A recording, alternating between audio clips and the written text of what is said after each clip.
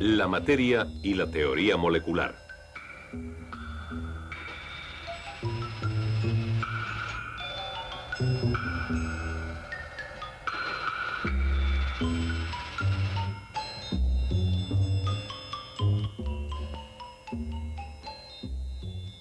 Sabemos que el calor puede transformar la materia de un estado en otro. El cobre, por ejemplo, se transforma en líquido a una temperatura de 1083 grados centígrados. Si la temperatura de este cobre fundido se aumentara a 2300 grados, empezaría a hervir y a convertirse en gas. Cuando el cobre se enfría, vuelve al estado sólido.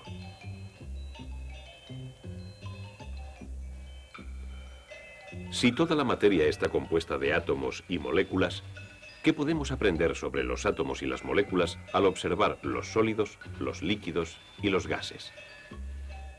Según la teoría molecular de la materia, todos los sólidos se componen de átomos y moléculas dispuestos de forma ordenada, denominada estructura cristalina.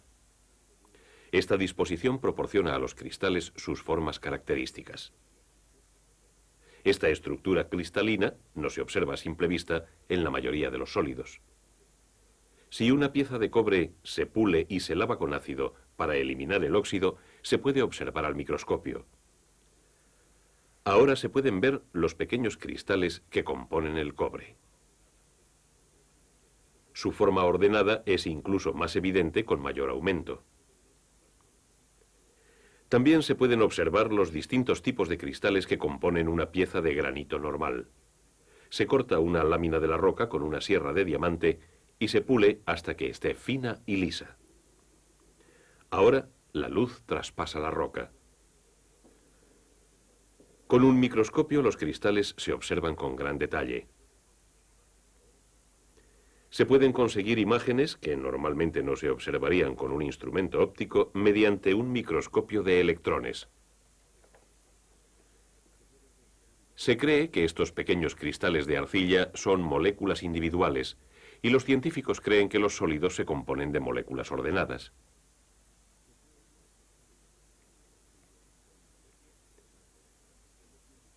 Se piensa que las moléculas de ciertos elementos, como este oro, contenían un solo átomo. Cuando se observa una fina lámina de oro a través del microscopio de electrones, se aprecia una estructura regular. Este modelo es una red de estructura cristalina y se cree que puede ser una estructura de átomos individuales de moléculas que componen el oro en estado sólido. Cada punto se considera un átomo.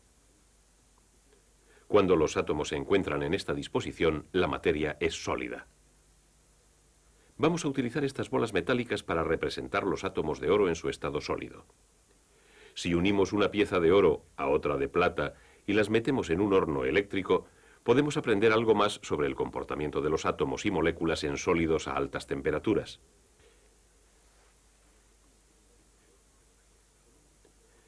Este horno está conectado a un microscopio a través del cual podemos observar los metales. Al principio vemos que el oro y la plata se separan y se diferencian. Ahora aumentaremos la temperatura hasta los 800 grados centígrados. Esto está muy por debajo del punto de ebullición de cualquiera de los dos metales. No obstante, pronto observamos un cambio. La línea entre los metales se distingue. Al cabo de 24 horas en el horno, parece que los metales se han mezclado.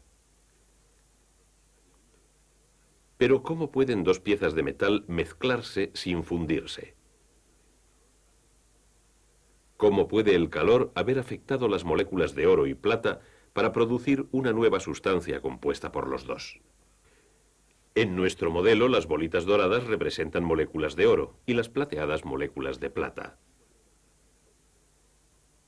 Por encima de la temperatura del cero absoluto, todas las moléculas están en continuo movimiento. Los científicos creen que el movimiento de estas moléculas se produce a causa del calor. Cuanto más calor, más movimiento, incluso si las moléculas permanecen en su forma cristalina. Sin embargo, a altas temperaturas, incluso por debajo del punto de ebullición, esta estructura puede llegar a ser inestable. Entonces las moléculas individuales pueden salirse de la estructura y otras moléculas ocupar los espacios que las primeras dejan libres.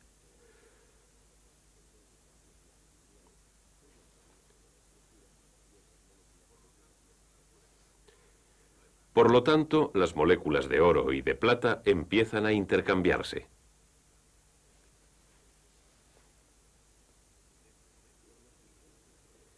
En este momento, la línea entre los dos elementos empieza a desaparecer.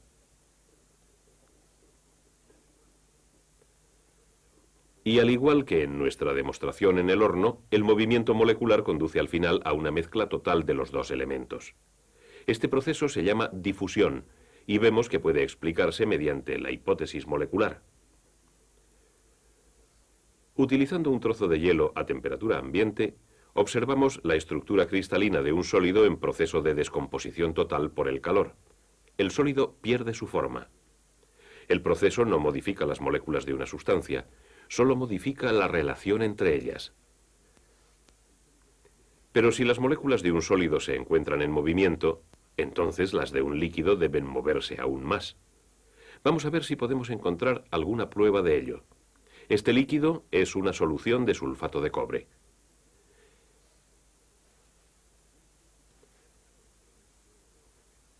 Ya que la solución de sulfato de cobre pesa más que el agua, permanece en el fondo del vaso. Los dos líquidos se separan y se diferencian. Pero con el tiempo vemos que los líquidos se difunden de la misma forma que lo hicieron la plata y el oro. Esto puede explicarse si consideramos que el agua y el sulfato de cobre están compuestos de moléculas separadas en constante movimiento, como estas bolitas. Las bolitas no tienen una estructura regular porque representan un líquido. Con el paso del tiempo, las moléculas chocan unas con otras y se difunden, tal como ocurrió con la plata y el oro en nuestro horno. Podemos observar los efectos de las moléculas en movimiento más de cerca si colocamos una gota de leche en un portaobjetos del microscopio.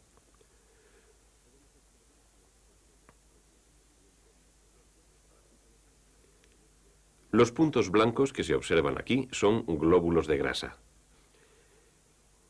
Están impulsados a través del líquido por las moléculas de la misma forma que este disco que representa un glóbulo de grasa es movido por las bolitas que representan las de un líquido en la leche. Con el microscopio no podemos ver directamente las moléculas del agua, solo observamos el movimiento de grandes glóbulos de grasa. La hipótesis nos conduce a deducir que las moléculas del agua existen y se mueven porque observamos los glóbulos de grasa en movimiento. Ahora veamos lo que podemos aprender del comportamiento de los gases.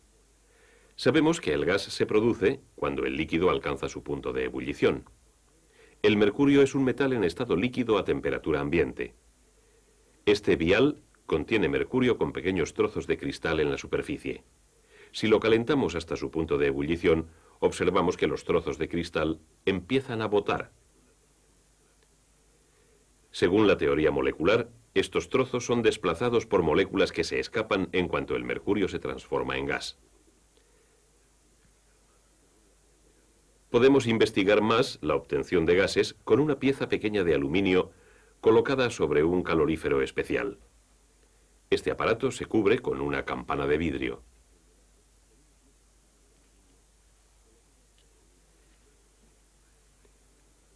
Luego se extrae el aire.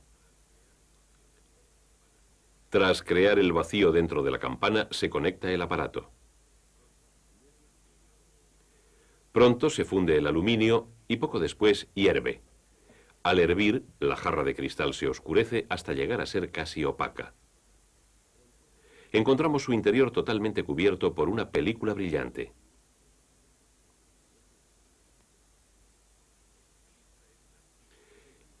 Esta película es el aluminio que se volvió sólido al enfriarse en el cristal.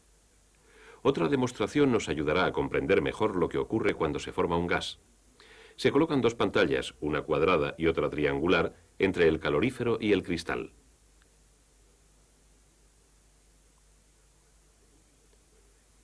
Si las moléculas de aluminio se mueven en línea recta, como hace la luz, estas pantallas no dejarán que lleguen a ciertos lugares de la jarra de cristal. Vemos cómo las moléculas oscurecen parte del cristal, pero cómo las dos áreas protegidas por las pantallas permanecen claras. Por lo visto, las moléculas sí se mueven en línea recta. Podemos aprender algo sobre la velocidad y cantidad de las moléculas que se escapan mediante este pequeño molinillo. Se le coloca al lado del calorífero y se protege un lado. Cuando se calienta el aluminio, el molinillo empieza a girar. Con el aumento de la temperatura, escapan más moléculas de forma rápida. El molinillo gira más deprisa. Este modelo demuestra cómo se produce un gas. Las bolitas representan la acción de las moléculas en un líquido calentado. El calor aumenta la actividad de las moléculas. Cuando se alcanza el punto de ebullición, las moléculas se proyectan desde la superficie. Se forma un gas. A cámara lenta observamos que las bolitas se desplazan en línea recta hasta chocar entre sí o con los lados del contenedor. Ahora vamos a preparar una sustancia que permanece en estado gaseoso a temperatura ambiente. Al introducir cobre en ácido nítrico, se produce dióxido de nitrógeno, un gas marrón oscuro que se recoge con este aparato.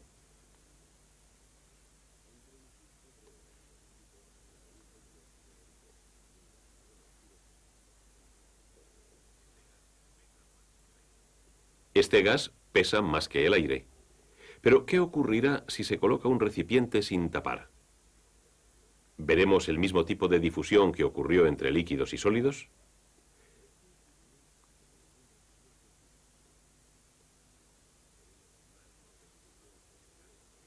Tras 12 minutos, el gas y el aire se difunden totalmente. También observamos el movimiento molecular del gas soltando partículas de humo en un contenedor y observándolo a través de un microscopio. Las partículas de humo se mueven a través del gas al igual que los glóbulos de grasa a través de la leche. Este modelo demuestra que, al contrario de lo que ocurre con los líquidos y los sólidos, es fácil comprimir un gas. Esto se debe a que las moléculas de un gas se encuentran mucho más separadas. Esta jeringa llena de aire demuestra cómo el volumen de un gas puede cambiarse. Cuando se juntan las moléculas, rebotan con más frecuencia contra las paredes del contenedor y así se aumenta la presión. Por lo tanto, observamos que el comportamiento de los gases también se explica por la teoría molecular de la materia. Es la disposición y el movimiento de las moléculas lo que determina los estados de gas, líquido y sólido.